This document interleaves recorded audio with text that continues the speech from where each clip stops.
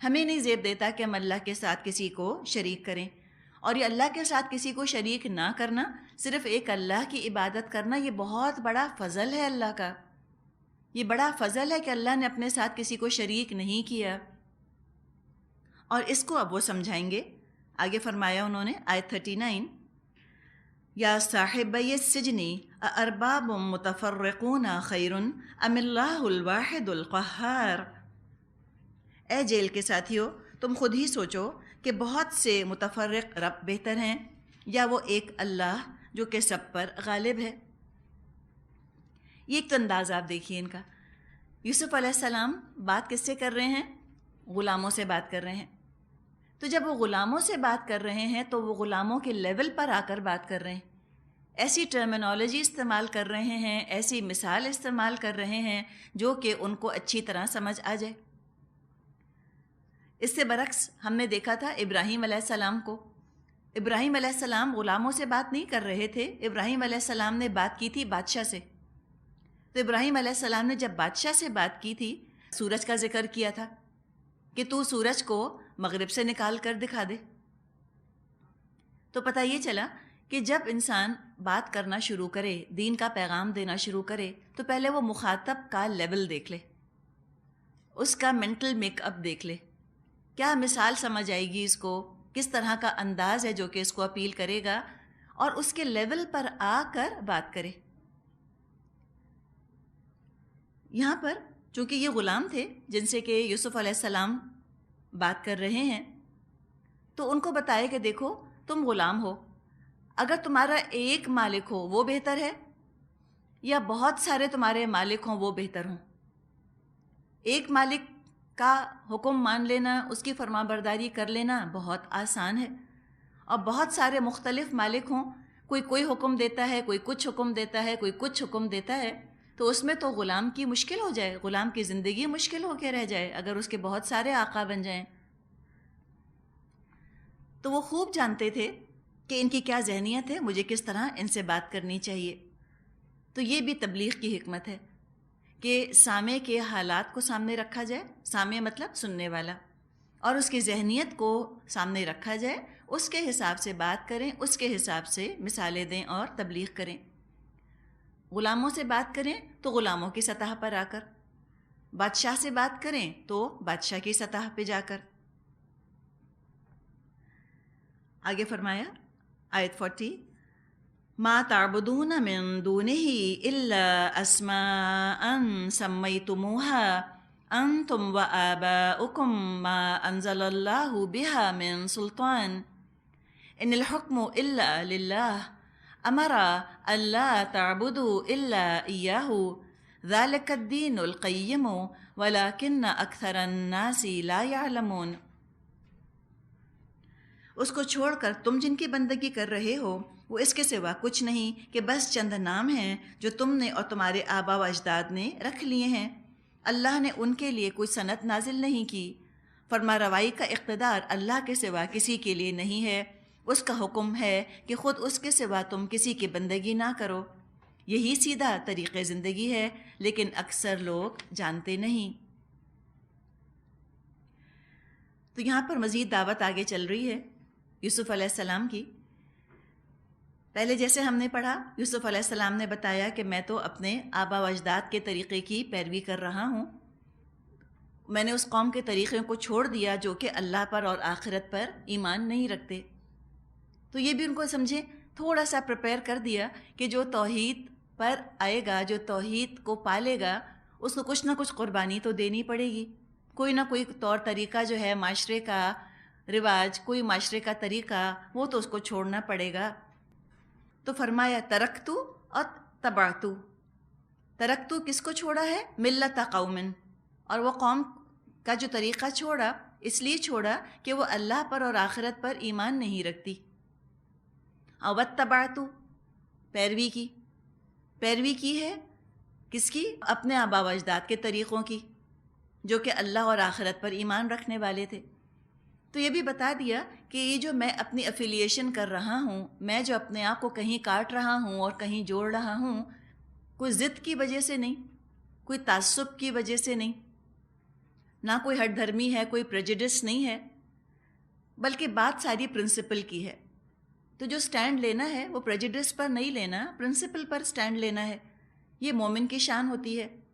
اگر اپنے آباء و اجداد دین پر ہیں تو ضرور انسان ان کی پیروی کرے، اور اپنے آباء و اجداد اگر دین پر نہیں تھے تو ان کی عزت کرے، فرما برداری کرے، خدمت کرے، لیکن اطاعت کرنے کی ان کی ضرورت نہیں ہے.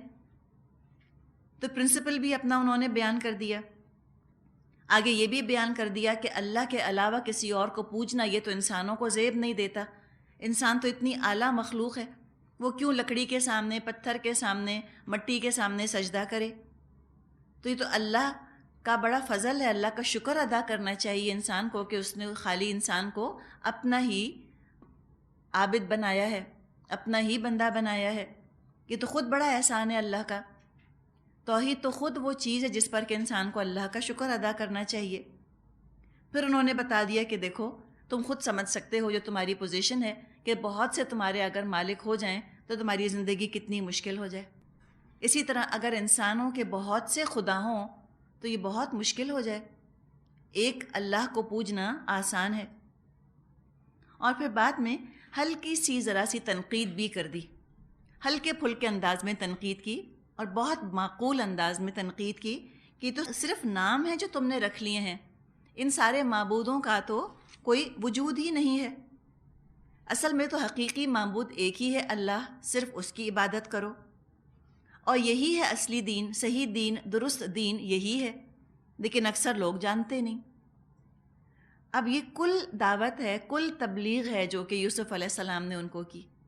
اور کتنے لوگوں کو کری؟ 2 کو. تو 2 کو بھی تبلیغ کا موقع مل جائے تو انسان 2 کو بھی تبلیغ کر دے. ضروری نہیں ہے کہ ہم انتظار کریں کہ 50 جمع ہوں گے یا 500 جمع ہوں گے تو ہم تبلیغ کریں گے. تبلیغ کرنے والا کس کو سناتا ہے؟ کتنوں کو سناتا ہے؟ ایک کو سناتا ہے. ایک کو سنانا تو اللہ کو ہے نا، وہ سناتا اللہ کو ہے، اور اللہ اس کے ذریعے سے جتنوں کو چاہے سنوا دے.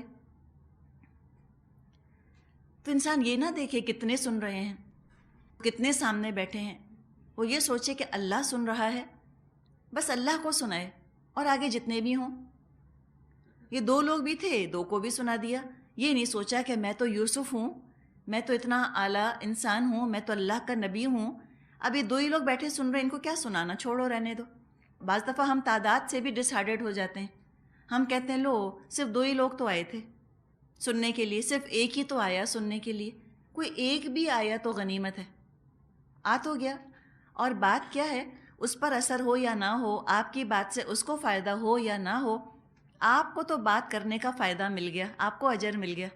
آپ نے وقت اپنا لگا دیا نا، 1 گھنٹہ یا 2 گھنٹے یا 5 منٹ آپ نے اللہ کے لیے لگا دیے، اللہ نے سن لیا، آپ کا اجر پورا ہو گیا.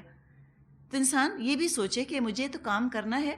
تعداد سے انسان نہ ڈپریس ہو اور نہ امپریس ہو، نہ وہ اپنی پیٹھ تھپ تھپائے کہ واہ اتنے لوگ سننے آ گئے. اس کا کوئی کمال نہیں، جس کو اللہ نے چاہا بھیج دیا.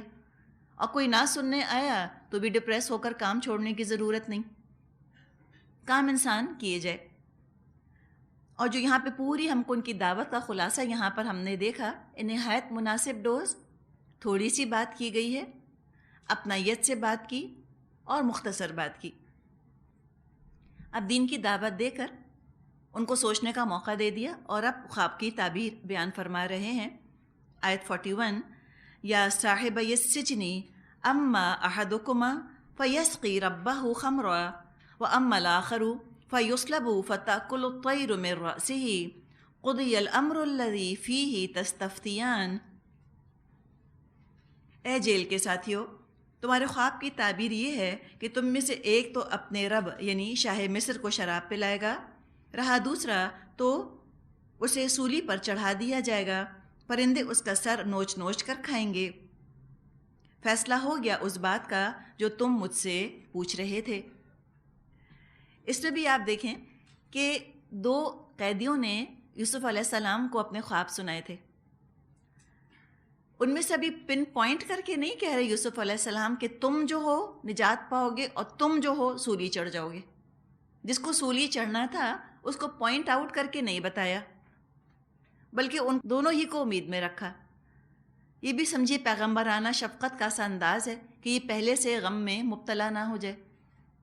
تو ایک مبہم بات کر دی، کہا کہ 2 خواب تم دونوں نے مجھے سنائے ہیں، ایک کی تعبیر یہ ہے، ایک کی تعبیر یہ ہے.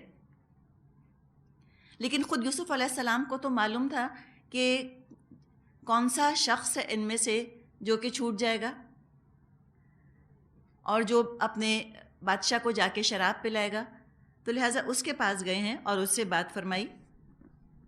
آیت نمبر 42، وَقَالَ لِلَّذِي ظَنَّ أَنَّهُ نَاجٍ مِّنْهُمَا اذْكُرْنِي عِندَ رَبِّكَ فَأَنسَاهُ الشَّيْطَانُ ذِكْرَ رَبِّهِ فَلَبِثَ فِي السِّجْنِ بِضْعَ سِنِينَ. پھر ان میں سے جس کے متعلق خیال تھا کہ وہ رہا ہو جائے گا، اسے یوسف علیہ السلام نے کہا اپنے رب یعنی شاہ مصر سے میرا ذکر کرنا. مگر شیطان نے اسے ایسا غفلت میں ڈالا کہ وہ اپنے رب یعنی شاہ مصر سے اس کا ذکر کرنا بھول گیا اور یوسف علیہ السلام کئی سال قید میں پڑے رہے. بدعہ کا لفظ آیا ہے. بدعہ کہا جاتا ہے 3 سے 9 کے ہندسے کو. تو 3 سال سے 9 سال کا عرصہ یہ بدع سنین کہلاتا ہے. اب واللہ عالم کہ یوسف علیہ السلام کتنے سال رہے، بہرحال کم از کم 3 اور زیادہ سے زیادہ 9 سال. تو جس کو نجات ملنے والی تھی، جو چھوٹنے والا تھا، اس کے پاس جا کر یوسف علیہ السلام نے کہا کہ تم اپنے مالک سے، اپنے بادشاہ سے تم میرا ذکر کرنا کہ کیسے ناجائز طور پہ ناحق بغیر کسی قصور کے مجھ کو اس طرح جیل میں قید کر دیا گیا ہے. کیا پتہ اس کا دل نرم ہو اور وہ مجھ کو جیل سے رہائی دلوا دے.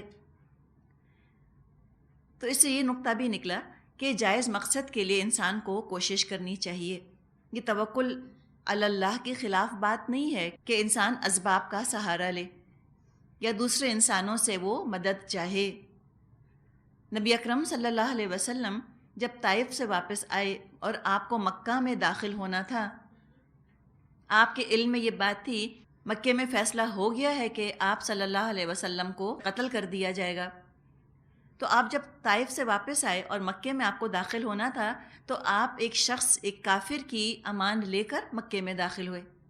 متم بن عدی کی امان آپ نے لی ہے، اس کو آپ نے بلایا.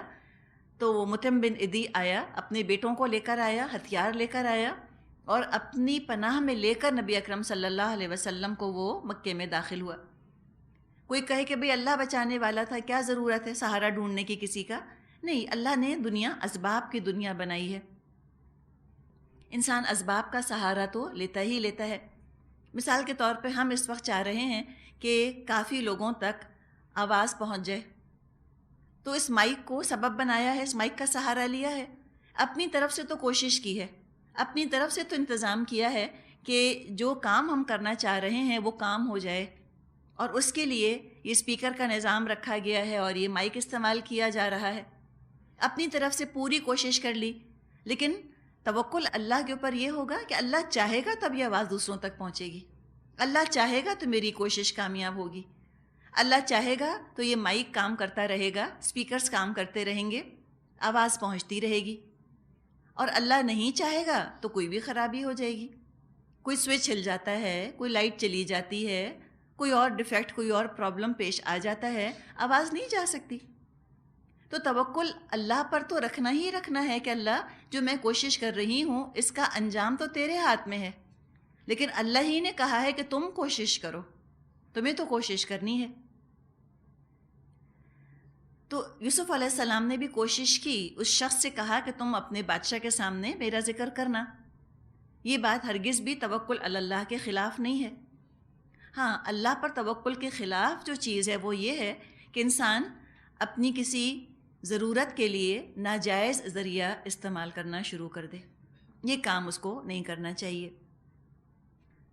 اب دیکھیں، یوسف علیہ السلام نے تو کوشش کی نا اپنی طرف سے، لیکن ہوا یہ کہ جب وہ غلام جیل سے چھوٹا اور اپنے بادشاہ کے پاس گیا، یوسف علیہ السلام کا ذکر کرنا بھول گیا. اور اس کے اس بھول جانے کو شیطان کا کام ہے جو کہ کہا گیا ہے، اس لیے کہ کسی نیکی کے کام سے غافل کرنا دراصل شیطان ہی کا کام ہوتا ہے. بہت نیک کام ہوتا اگر وہ ذکر کرتا یوسف علیہ السلام کا اپنے بادشاہ کے سامنے، لیکن وہ بھول گیا، شیطان نے اس کو بھلا دیا. تو یوسف علیہ السلام جیل میں رہے، اور جب وہ جیل میں رہے تو وہ اپنا دعوت کا، تبلیغ کا کام کرتے رہے۔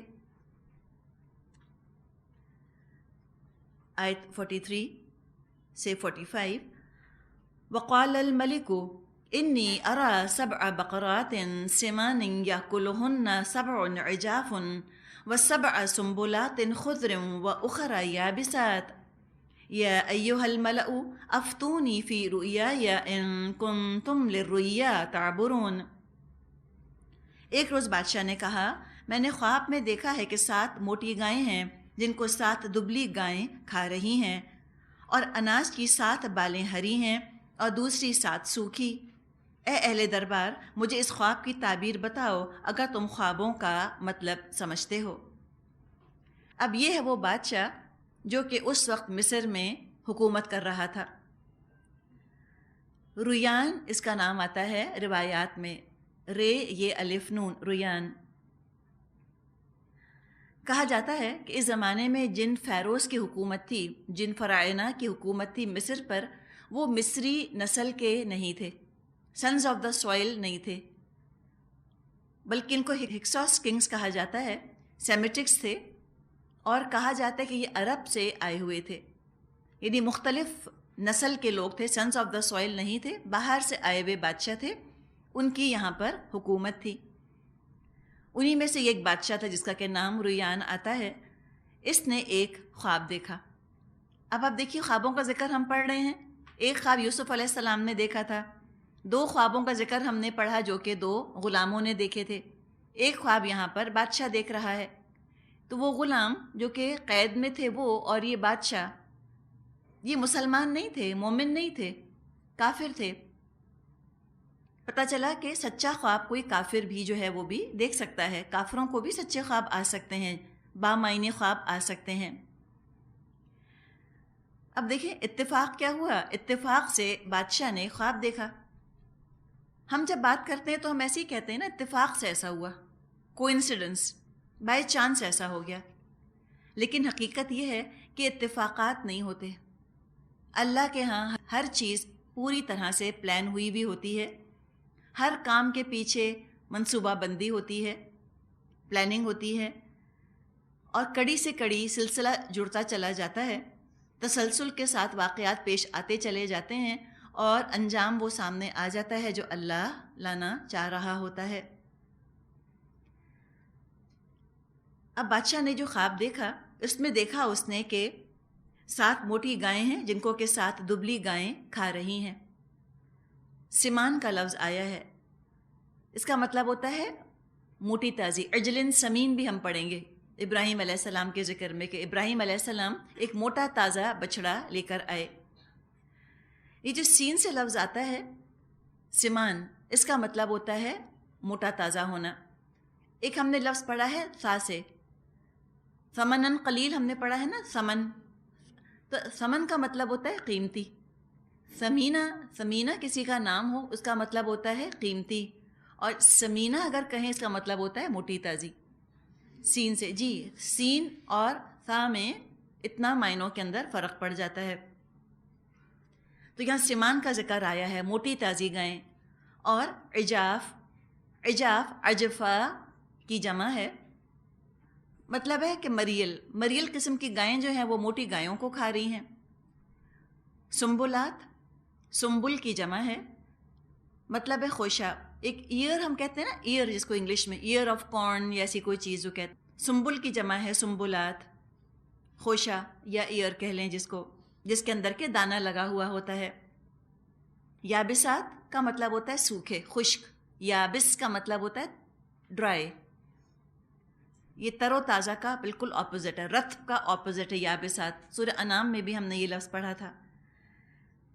تو ایک بادشاہ تھا، کافر تھا، اس نے یہ خواب دیکھا، خواب اس کو بہت اہم لگا، اس نے اس خواب کا ذکر کیا اور کہا اپنے درباریوں سے کہ تم مجھے اس خواب کی تعبیر بتاؤ۔ تعبرون، تعبیر اس کو ہم کہتے ہیں، یہ لفظ عبور سے بنا ہے، ٹو کراس اوور، عبور کر لینا کسی چیز کو، یعنی ایک چیز جو کہ خیال کی شکل میں ہے اس کو حقیقت تک پہنچا دینا، اس خیال کو عبور کر لینا، کراس کر لینا اور حقیقت تک آ جانا کہ اچھا یہ اگر خواب میں دیکھا ہے تو اس کی حقیقت جو ہے وہ ایسی ہوگی یا یہ ہوگی۔ درباریوں نے کہا قالوا اضغاث احلام وما نحن بتاویل الاحلام بعالمین۔ لوگوں نے کہا یہ تو پریشان خوابوں کی باتیں ہیں اور ہم اس طرح کے خوابوں کا مطلب نہیں جانتے۔ اضغاث ضغث کی جمع ہے، ضاد غین ثا۔ سورہ صاد میں بھی یہ لفظ آئے گا ضغزن، مطلب ہوتا ہے مٹھی بھر گھاس یا کوئی تنکا وغیرہ۔ مٹھی بنا لینا یا ایسی کوئی گٹھڑی بنا لینا، بنڈل بنا لینا کسی چیز کا، یا فسٹ فل لے لینا کسی چیز کا، ایسی چیزوں کا جس میں کہ خشک اور تر ہر طرح کی چیز شامل ہو، ڈرائی گراس بھی ہو اور ویٹ گراس بھی ہو، خشک اور تر ہر طرح کی گھاس کا مٹھا لے لینا۔ مراد کیا ہے؟ ملی جلی باتیں۔ تو کہا کہ یہ تو مٹھی بھر خواب ہیں۔ مراد کیا؟ کہ طرح طرح کے خیالات ہیں جو آپ کے دماغ میں ہوں گے جو خواب کی شکل میں آ گئے۔ حلم خواب کو کہتے ہیں۔ تو کہا کہ مختلف قسم کے خیالات نے مل جل کر یہ آپ کے خواب کی شکل اختیار کر لی ہے، اس کی حقیقت کچھ نہیں ہے، کوئی ریئل قسم کا یہ خواب نہیں ہے، بامعنی خواب نہیں ہے، کوئی آپ کی نفس کی خواہشات تھیں دبی ہوئی جو خواب کی شکل میں آپ کو آ گئیں، اور ایسے خوابوں کا تو ہمارے پاس کچھ علم نہیں ہے، ایسے خوابوں کی ہم تعبیر نہیں بتا سکتے۔ پھر کیا ہوا؟ وَقَالَ الَّذِي نَجَا مِنْهُمَا وَادَّكَرَ بَعْدَ أُمَّةٍ أَنَا أُنَبِّئُكُمْ بِتَأْوِيلِهِ فَأَرْسِلُونِ۔ ان دو قیدیوں میں سے جو شخص بچ گیا تھا اور اسے ایک مدت دراز کے بعد اب بات یاد آئی، اس نے کہا میں آپ حضرات کو اس کی تعویل بتاتا ہوں، مجھ کو ذرا قید خانے میں یوسف کے پاس بھیج دیجئے۔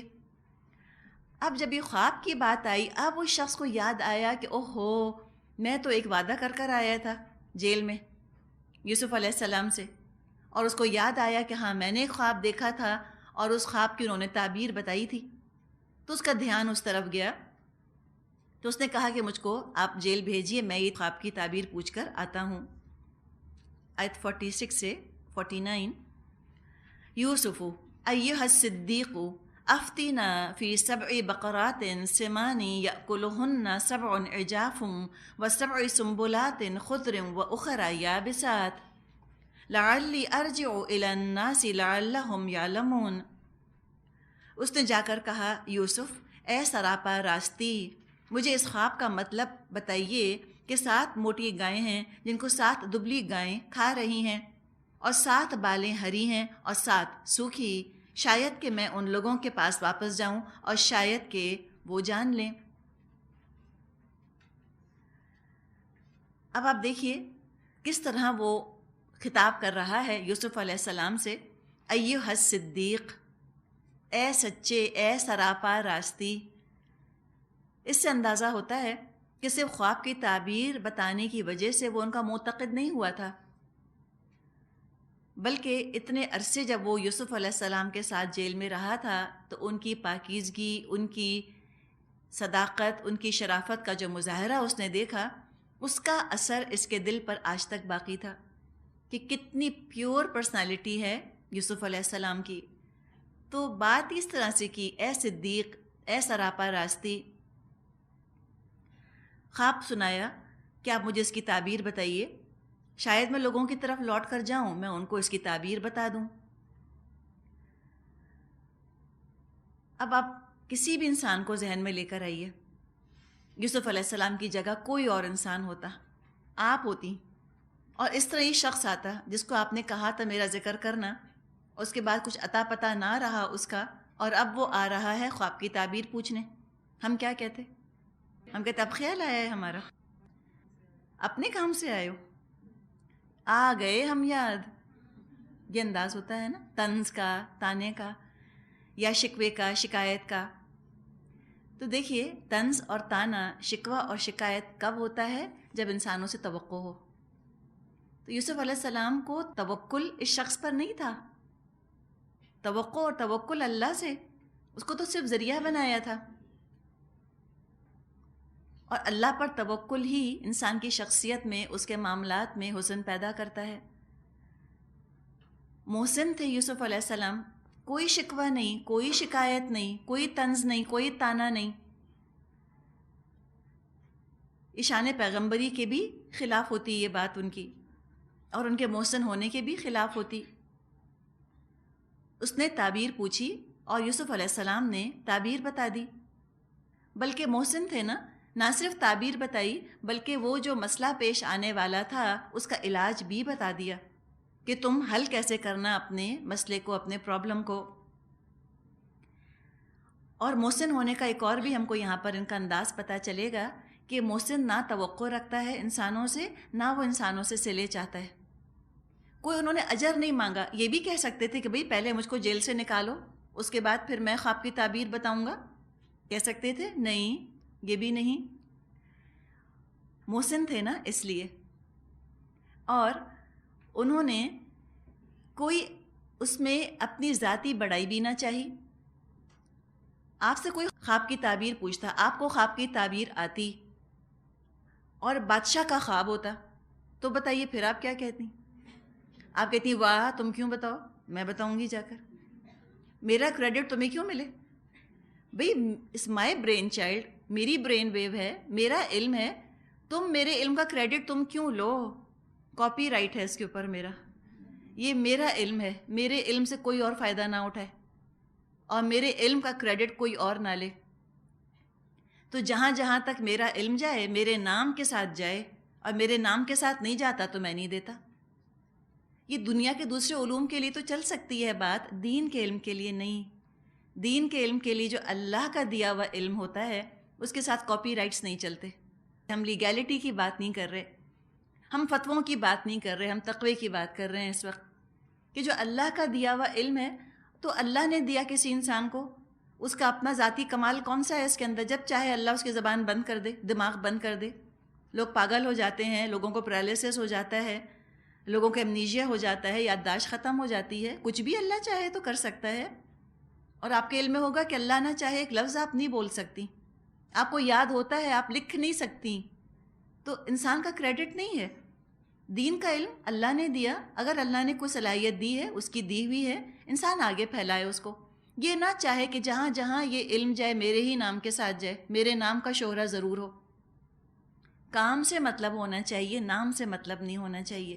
کہ اللہ کا کام ہو جائے اور نام بھی اللہ کا ہو. اللہ میرا نام نہیں، میرا نام کیا حیثیت رکھتا ہے؟ اور اس کے تو بہت سارے فتنے ہوتے ہیں نام کے شہرت کے اور نام کے پھیلنے کے. بعض دفعہ انسان کے اندر خود پسندی آ جاتی ہے یا خود پرستی آنے لگتی ہے، تو پتہ ہی نہیں چلے انسان کو کہ خدا پرست کے بجائے وہ خود پرست بن گیا، اپنی شہرت چاہنے لگ گیا. تو اپنے نام کا بھی انہوں نے ذکر نہیں کیا، کوئی کریڈٹ بھی نہیں لینا چاہا. یوسف علیہ السلام نے کہا ٹھیک ہے میں تمہیں خواب کی تعبیر بتا دیتا ہوں، نہ تعریف، نہ صلہ، نہ اجر. یہ عملی شکل ہے اس کی جو ہمارے سامنے آ رہی ہے. اور توکل اللہ پر انہوں نے کیا تھا تو کیا ہوا؟ نہ تانا، نہ طنز، نہ شکوہ، نہ شکایت. قال تزرعون 7 سنين دأبا فما حصدتم فذروه في سنبله إلا قليلا مما تأكلون ثم يأتي من بعد ذلك 7 شداد يأكلن ما قدمتم لهن إلا قليلا مما تحسنون ثم يأتي من بعد ذلك عام فيه يغاث الناس وفيه يعصرون. یوسف علیہ السلام نے کہا 7 برس تک لگاتار تم لوگ کھیتی باڑی کرتے رہو گے.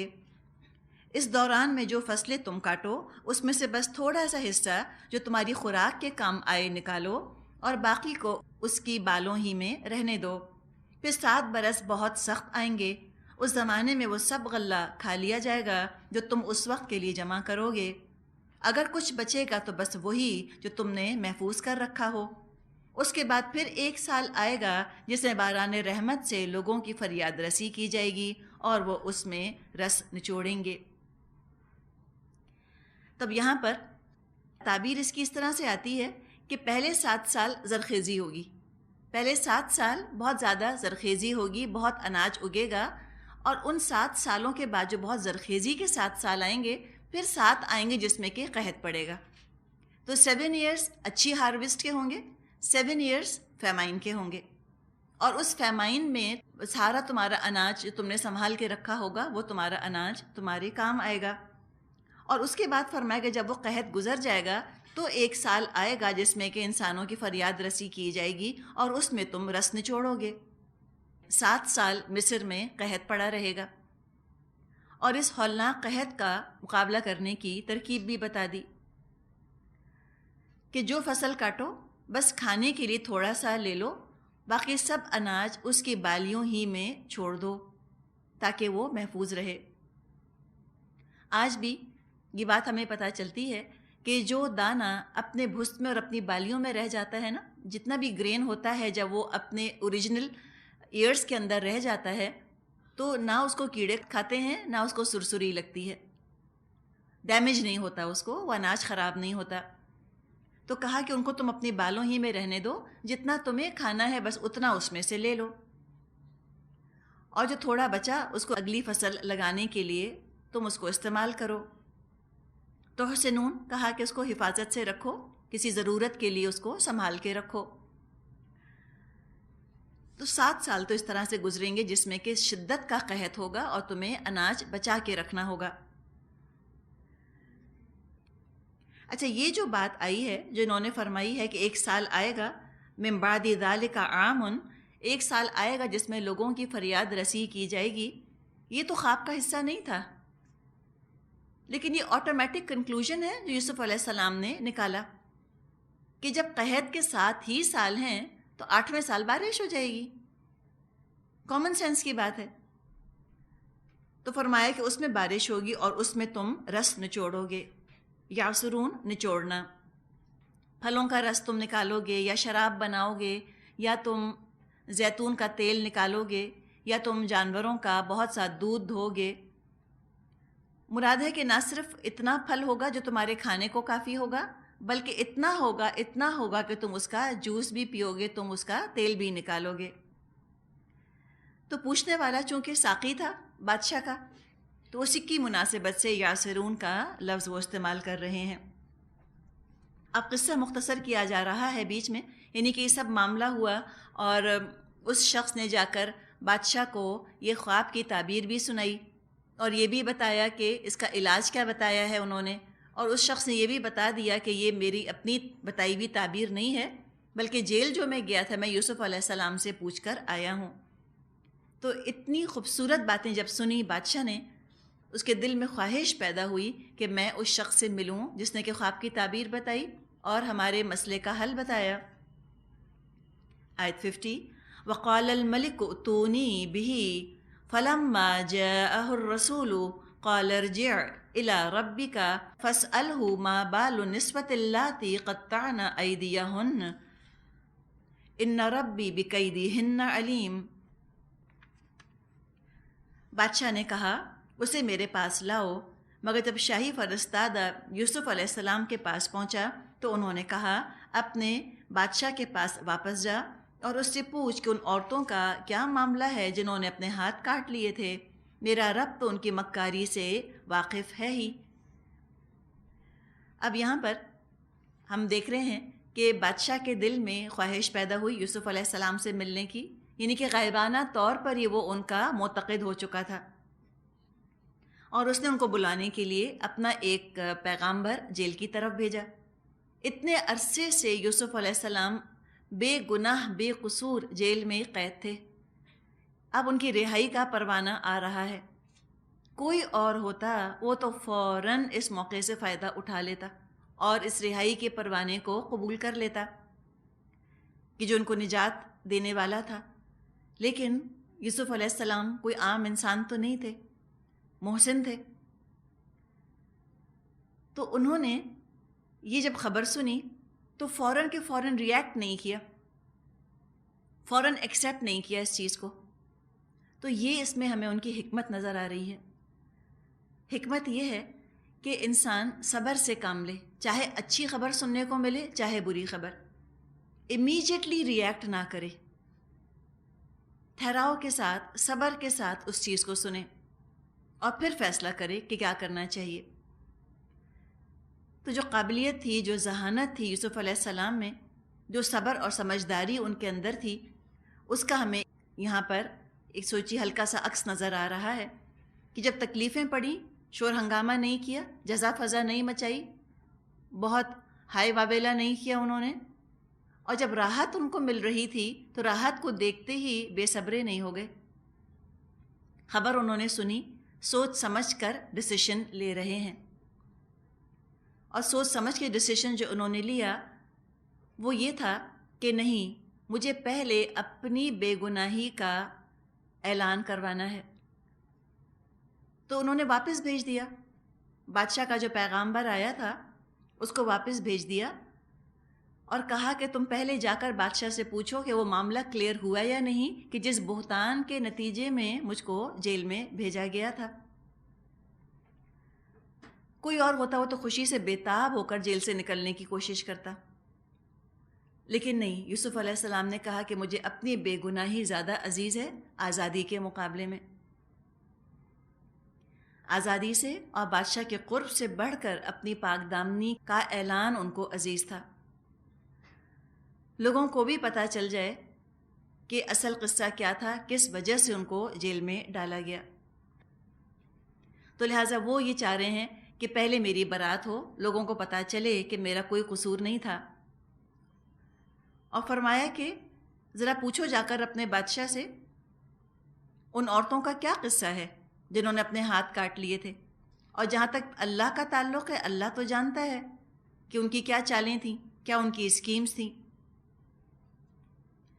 تو یہاں پہ آپ دیکھیے لفظ قید کا استعمال کر رہے ہیں نا یوسف علیہ السلام ان عورتوں کے لیے جنہوں نے اپنے ہاتھ کاٹے تھے۔ وہاں ڈسکس کیا تھا ہم نے کہ خود بخود ان کے ایسی انجانے میں ہاتھ نہیں کٹ گئے تھے عورتوں کے، جان کے انہوں نے اپنے ہاتھ کاٹے تھے تاکہ یوسف علیہ السلام کی توجہ کو حاصل کر سکیں۔ آیت 51 سے 52، قال ما خطبکن اذ راوتن یوسف عن نفسہ، اس پر بادشاہ نے ان عورتوں سے دریافت کیا تمہارا کیا تجربہ ہے اس وقت کا جب تم نے یوسف کو رجھانے کی کوشش کی تھی۔ ابھی طریقہ جس طرح کے بادشاہ بات کر رہا ہے اس کے انداز سے لگ رہا ہے کہ بادشاہ تک سارا قصہ پہنچ چکا تھا اور اس کو یوسف علیہ السلام کی بے گناہی کا یقین تھا، ورنہ وہ پوچھتا کہ بھئی یوسف کے ساتھ کیا واقعہ پیش آیا تھا۔ یہ نہیں پوچھا، کہا کہ اذ راوتن یوسف عن نفسہ، کیا قصہ تھا وہ جب تم برگلا رہی تھی یوسف کو اس کے نفس سے۔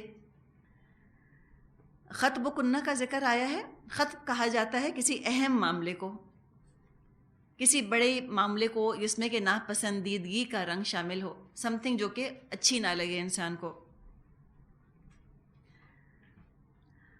قلنا حاشا للہ ما علمنا علیہ من سوء قالت امرأة العزیز الآن حصحص الحق انا راودته عن نفسه وانه لمن الصادقین۔ سب نے یک زبان ہو کر کہا اللہ کی پناہ، ہم نے تو اس میں بدی کا شائبہ تک نہ پایا۔ عزیز کی بیوی بول اٹھی اب حق کھل چکا ہے، وہ میں ہی تھی جس نے اس کو پھسلانے کی کوشش کی تھی، بے شک وہ بالکل سچوں میں سے ہے۔ اب آپ آج کے کانٹیکسٹ میں اس کو امیجن کیجئے کہ ایک مقدمہ تھا، اتنا لمبا چلا، اتنا شہرہ ہوا، پھر وہ بات دب گئی، یوسف علیہ السلام جیل چلے گئے، اور اب اس طرح سے ساری عورتیں جو ہیں وہ کنفیس کر رہی ہیں کہ ہم نے غلط الزام لگایا تھا یوسف پہ۔ اگر آج کا میڈیا ہوتا تو آپ امیجن کر سکتی ہیں نا کہ کیسے ہیڈ لائنز آ رہی ہوتی، بریکنگ نیوز، اور پھر اس میں فلیش ڈال رہے ہوتے وہ کہ بھئی وہ جو قصہ تھا وہ یہ نکلا، یعنی ایک دبے ہوئے قصے کی دوبارہ سے شہرت ہو گئی۔ تو یہی ہوا، طویل عرصے کی گمنامی کے بعد پھر یوسف علیہ السلام کی شخصیت جو ہے منظر عام پر آئی اور عوام کے ڈسکشن کا حصہ بن گئی۔ عام لوگ ان کو پھر سے دوبارہ سے ڈسکس کرنے لگ گئے، پھر چہمی گوئیاں، پھر بات چیت شروع ہو گئی، پھر باتیں ہونے لگ گئیں، اور جو تمام واقعات کا سلسلہ جڑا ہے، پہلے تو بادشاہ کا خواب، اس کا چرچا ہوا پورے ملک میں، ہر طرف سے بڑے بڑے عالم آئے، وہ تعبیر بتانے میں ناکام رہے، پھر یہ پتہ چلا کہ یوسف علیہ السلام نے تعبیر بتائی، اس سے بھی شہرت ہوئی ہوگی، پھر یہ پتہ چلا کہ وہ تو جیل سے باہر آنے سے انکار کر رہے ہیں، باہر آنا نہیں چاہ رہے، اور اس کے بعد عورتوں کا اعتراف کہ بھئی غلطی ہماری تھی، قصور ہمارا تھا۔ تو اس سے آپ سوچیں کہ یوسف علیہ السلام کی شخصیت کس طرح سے پرومیننٹ ہوئی ہوگی اور نمایاں ہوئی ہوگی، اور کیسے ان کی پاکیزہ سیرت کی دھوم مچی ہوگی۔ عزت کے، تکریم کے دروازے ان کے لیے کھل گئے ہوں گے۔ عورتوں نے بھی اقرار کیا کہ ہم نے ورغلایا، بہکایا تھا یوسف علیہ السلام کو، اور عزیز مصر کی بیوی بھی بول اٹھی، اس نے بھی کنفیس کر لیا کہ ہاں قصور میرا ہی تھا۔ ذَلِكَ لِيَعْلَمَ أَنِّي لَمْ أَخُنْهُ بِالْغَيْبِ وَأَنَّ اللَّهَ لَا يَهْدِي كَيْدَ الْخَائِنِينَ۔ یوسف علیہ السلام نے کہا، اس سے میری غرض یہ تھی کہ عزیز یہ جان لے کہ میں نے درپردہ اس کے ساتھ خیانت نہیں کی تھی، اور یہ کہ جو خیانت کرتے ہیں ان کی چالوں کو اللہ کامیابی کی راہ پر نہیں لگاتا۔ اب یہ جو قول ہے جو آیت 52 میں ہم پڑھ رہے ہیں، آیت 52 میں، اس کے بارے میں مفسرین میں تھوڑا سا اختلاف پایا جاتا ہے۔ کچھ کا خیال یہ ہے کہ عزیز مصر کی بیوی کے بیان کا ہی حصہ ہے، وہی کہہ رہی ہے، عزیز مصر کی بیوی ہی کہہ رہی ہے کہ میرا شوہر جان لے کہ میں نے اس کے ساتھ خیانت نہیں کی، لیکن یہ بات اس کے کردار کے ساتھ میچ نہیں ہو رہی، مناسب نہیں لگ رہی کہ وہ ایسی اعلیٰ بات کرے۔ تو کچھ کا خیال یہ ہے کہ یہ دراصل یوسف علیہ السلام کا قول ہے، یوسف علیہ السلام کا بیان ہے جو اب یہاں سے آیت 52 سے شروع ہو رہا ہے۔ اور ذالک کا جو لفظ آیا ہے، اس طرح بیچ میں یہ لفظ آیا ہے کہ لگ رہا ہے کہ اب گفتگو کسی اور کی جو ہے وہ شروع ہو رہی ہے۔ تو یہاں پر یوسف علیہ السلام نے یہ بات بیان فرمائی کہ میں نے جو یہ سارا معاملہ کیا ہے، جو جیل سے باہر آنے سے انکار کیا، دراصل میں یہ چاہ رہا تھا کہ میری بے گناہی کا ثبوت خود حکومت کی طرف سے فراہم ہو جائے، سب کو پتہ چل جائے کہ میرا کوئی قصور نہیں تھا۔ اس سے یہ بات بھی نکلی کہ جو لوگ دین کا کام کرتے ہیں یا جو لوگ اعلیٰ عہدوں پر ہوتے ہیں، ان کو اس بات کی فکر رہنی چاہیے کہ ان کی طرف سے لوگوں میں غلط فہمیاں پیدا نہ ہوں، ان کے بارے میں رومرز نہ اڑیں، ان کی عزت پر کوئی بھی حملہ نہ کرے، اور اگر ان کی عزت پر، ان کے کردار پر کوئی حملہ کرتا ہے تو وہ ضرور کوشش کریں کہ وہ اس کا جواب دیں۔ اس کے لیے بھی حکمت چاہیے، کن اعتراضات پر انسان خاموش رہے، اللہ کے حوالے کرے، اور کن اعتراضات کا جواب دے۔ اگر ذاتی طور پہ کوئی آپ پہ الزام لگا رہا ہے، پرسن ٹو پرسن، انفرادی سطح پہ لگا رہا ہے، اور گھر کے اندر معاملہ کنٹین ہے، تو گھر کے اندر انسان اس کو معاف کر دے۔ لیکن اگر اس معاملے کی شہرت ہو گئی ہے، پبلسٹی ہو گئی ہے، رومرز بن گئی ہیں، لوگوں کی زبان پر وہ واقعات آ رہے ہیں، تو پھر ضرورت ہے اس چیز کی کہ اس کو آ کر اور صاف کیا جائے، بات کو، اپنے الزام کا جواب دیا جائے۔ اس لیے کہ بدگمانی چاہے بدگمانی ہی ہو، رومر چاہے رومر ہی ہو، اس میں کوئی صداقت نہ ہو، کوئی سچائی نہ ہو، پھر بھی یہ دعوت اور تبلیغ کے کام میں اثر انداز ہوتی ہے، دخل انداز ہوتی ہے۔ لوگوں کی نظروں میں اس کام کرنے والے کا وزن کم ہو جاتا ہے، ہلکا ہو جاتا ہے۔ لوگ کہتے ہیں بھئی ہم نے تو سنا ہے ان کے بارے میں کہ یہ تو ایسے ہیں۔ نبی اکرم صلی اللہ علیہ وسلم نے بھی ہم کو اس بات کی تلقین کی ہے اور فرمایا ہے ہم سے کہ تم تہمت کے موقع سے بھی بچو۔ خاص طور پہ عالم یا دین کا کام کرنے والے، وہ تو ضرور ہی اپنی عزت کی، اپنی شہرت کی، اپنی ریپوٹیشن کی حفاظت کریں۔ خود نبی اکرم صلی اللہ علیہ وسلم اس چیز کا بہت اہتمام فرمایا کرتے تھے۔ ایک مرتبہ آپ اعتکاف میں تھے کہ آپ کی ایک زوجہ محترمہ صفیہ رضی اللہ عنہا آپ سے ملنے آئیں۔ آپ ان کو چھوڑنے کے لیے ان کے گھر تک تشریف لے گئے۔ اتنے میں ساتھ میں سے کچھ لوگ گزرے۔ آپ نے ان کو مخاطب کر کے فرمایا کہ یہ میری بیوی ہیں جو کہ میرے ساتھ ہیں۔ آپ نے خود یہ بات بیان فرمائی۔ تو صحابہ نے عرض کیا کہ معاذ اللہ، ہم آپ کے متعلق کوئی غلط گمان کر ہی نہیں سکتے۔ تو آپ نے فرمایا پھر بھی میں نے بتایا تو کہیں تمہیں غلط فہمی نہ ہو جائے۔ کل کو کوئی تم کہو کہ پتہ نہیں کس کے ساتھ کھڑے تھے، یا اندھیرے میں تمہیں نظر نہ آئے کہ وہ محمد صلی اللہ علیہ وسلم ہیں، اور تم کہو کہ پتہ نہیں آپ کی زوجہ کس کے ساتھ کھڑی تھی۔ نعوذ باللہ، غلط فہمیاں اسی طرح بنتی ہیں نا۔ تو انسان اپنی چیز کو کلیئر کر دے، بتا دے۔ اگر پبلسٹی ہونے کا اندیشہ ہو کہ غلط بات پھیلنے لگے گی تو بات کو واضح کر دینا وہی بہتر ہے۔ اور یہ بات آخر میں بیان فرمائی کہ ان اللہ لا یہدی کید الخائنین، کہ اللہ خیانت کرنے والوں کی چال کو کامیاب نہیں کرتا۔ پلاٹنگ، پلاننگ، سازشیں جو ہوتی ہیں یہ دم توڑ دیتی ہیں، یہ نہیں چلتی، جھوٹ کے پاؤں نہیں ہوتے، لیکن ان سازشوں کو ختم کرنے کے لیے خود بھی انسان کو کوشش کرنی چاہیے۔ یہ لیڈ بیک ایٹیٹیوڈ اچھا نہیں ہے۔ بعض چیزیں ایسی ہوتی ہیں کہ جن کو اگنور کریں تو وہ دم توڑ دیتی ہیں، اور بعض چیزیں ایسی ہوتی ہیں، بعض فتنے ایسے ہوتے ہیں کہ اگر آپ ان کو اگنور کریں گے وہ بڑھ بڑھ کر پہاڑ بن جائیں گے۔ تو یہ بھی حکمت ہے، حکمت سے فیصلہ کرنا ہے کہ کن کو اگنور کرنا ہے اور کن کو اگنور نہیں کرنا، کن الزامات کا جواب دینا ہے، کن الزامات کا جواب نہیں دینا۔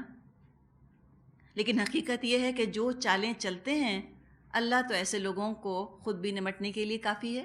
آخرت میں تو ظاہر ہے فیصلے ہونے ہی ہیں، لیکن دنیا کی حد تک بھی انسان اصلاح اور بہتری کی کوشش کرے۔ وآخر دعوانا ان الحمد للہ رب العالمین۔ سبحانک اللہم و بحمدک نشہد ان لا الہ الا انت نستغفرک و نتوب الیک۔ السلام علیکم ورحمۃ اللہ وبرکاتہ۔